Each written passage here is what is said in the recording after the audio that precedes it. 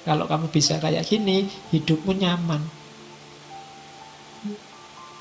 Yang jelek-jelek tolong jangan masuk. Yang pertama apa? Ambisi. Ambisi berarti mengikatkan kenyamananmu pada apa yang dikatakan atau dilakukan orang lain. Orang yang berambisi itu kan targetnya biasanya keluar dari dirinya. Kesuksesan yang bergantung pada orang lain. Kamu tidak akan ketemu apa yang kamu ambisikan. Hidup yang penuh ambisi tidak akan nyaman, karena bergantung pada yang di luar diri. Bersenang-senang berarti mengikatkan kenyamananmu pada sesuatu yang terjadi pada dirimu. Bersenang-senang juga begitu, tergantung pada mood tadi. Tergantung pada suasana hati. Itu juga kamu tidak akan bersih jiwamu kalau inginnya senang-senang terus. Kejernihan jiwa adalah tadi kebersihan, kebebasanmu dari yang di luar diri. Jangan tertipu oleh dua hal ini selanjutnya. Celaan dan pujian tidak memiliki efek yang sejati. Kalau engkau melakukan kebaikan, dicela atau dipuji orang, tidak akan mengefek pada kebaikan itu. Kebaikan tidak akan jadi jelek meskipun dia dicaci orang. Dan sebaliknya, kejelekan juga tidak akan jadi baik meskipun dia dipuji-puji. Celaan dan pujian tidak memiliki efek yang sejati, tidak memiliki efek yang hakiki. Efeknya cuma citra-citra di luar saja, tapi yang baik akan tetap baik, yang jelek juga akan tetap jelek. Biar jiwamu bersih, maka tidak perlu kamu terpengaruh oleh celaan atau pujian. Selanjutnya, tidak ada kesombongan yang lebih tinggi dibandingkan orang yang membanggakan ketidaksombongannya, kerendah hatiannya. Saya pak, tidak sombong loh saya itu sombong paling pol itu.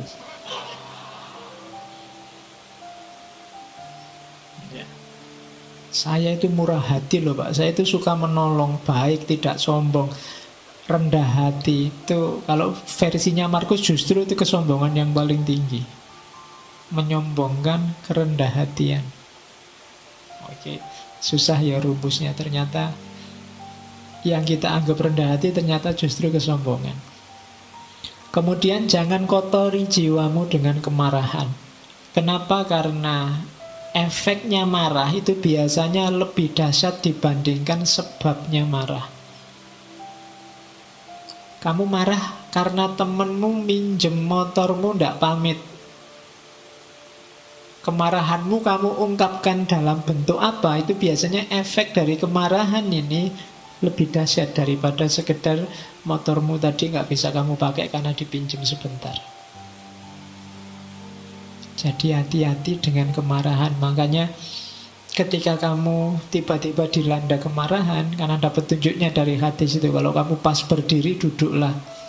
Kalau pas duduk, ya berbaringlah. Maksudnya apa? Jangan melakukan apa-apa dulu, karena kamu sedang gelap. Karena efeknya nanti pasti akan kamu sesali. Semua tindakan yang didasari oleh kemarahan akan kamu sesali. Bahkan lebih kamu sesali nanti dibandingkan sebabnya.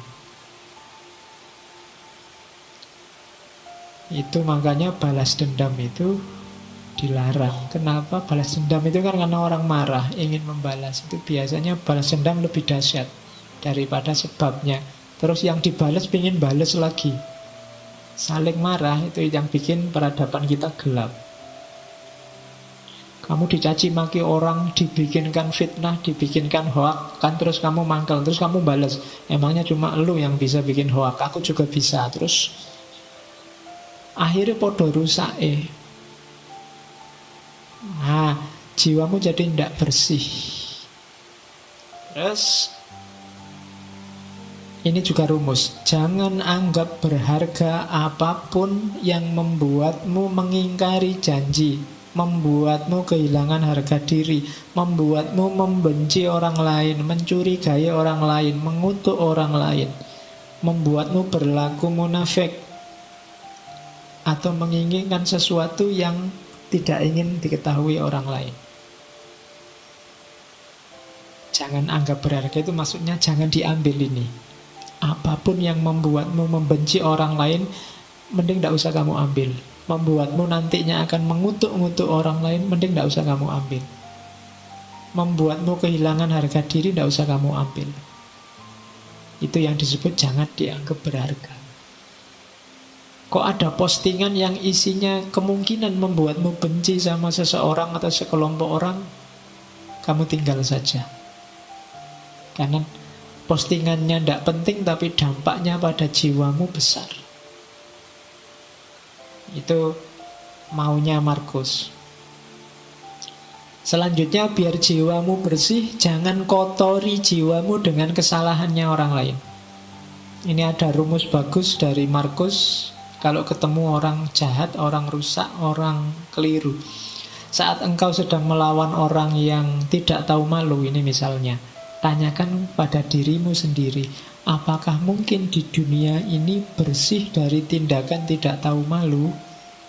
Jawabannya kan pasti ya, tidak akan selalu ada orang jahat, akan selalu ada orang yang tidak tahu malu.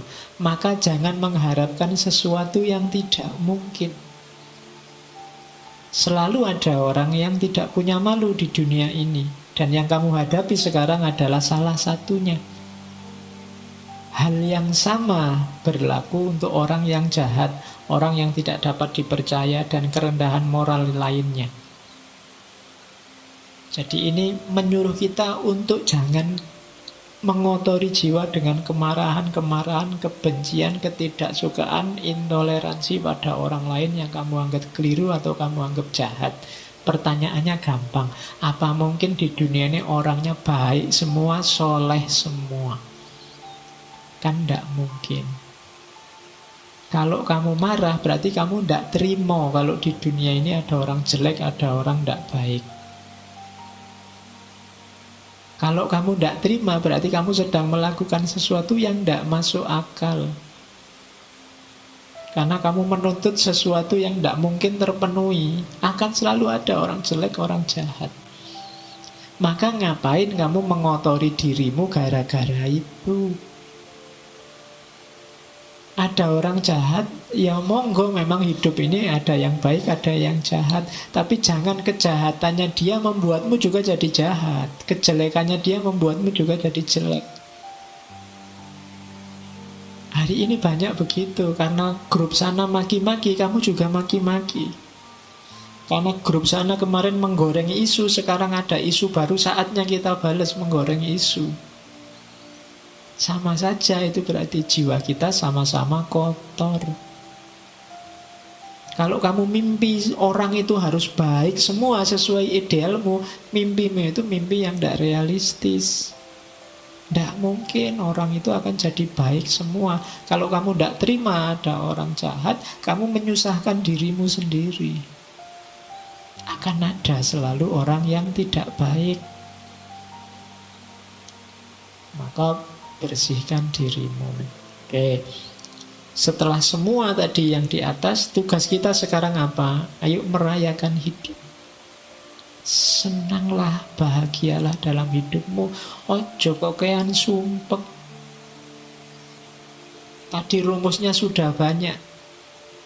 Hidup kita kan sesuai yang kita pikirkan. Saat engkau bangun pagi, katanya Markus, pikirkanlah betapa istimewanya kamu masih bisa hidup, masih bisa berpikir, bisa ngaji filsafat, bisa sarapan, ngerokok, ngopi, dan masih bisa mencintai. Loh iya kan? Loh istimewa, loh alhamdulillah kamu masih bisa mencintai. Ada orang yang bangun pagi mikir menyerang orang yang dibenci. Kamu masih bisa cinta sama siapa, masih bisa say hello, masih bisa bilang miss you, masih bisa bilang sudah tidur apa belum, masih bisa bilang bersyukurlah. Ya kan? Setiap kali bangun tidur bersyukurlah. Kenapa? Masih diberi kesempatan hidup lagi. Tidak ada jaminan loh begitu kamu tidur terus bisa bangun.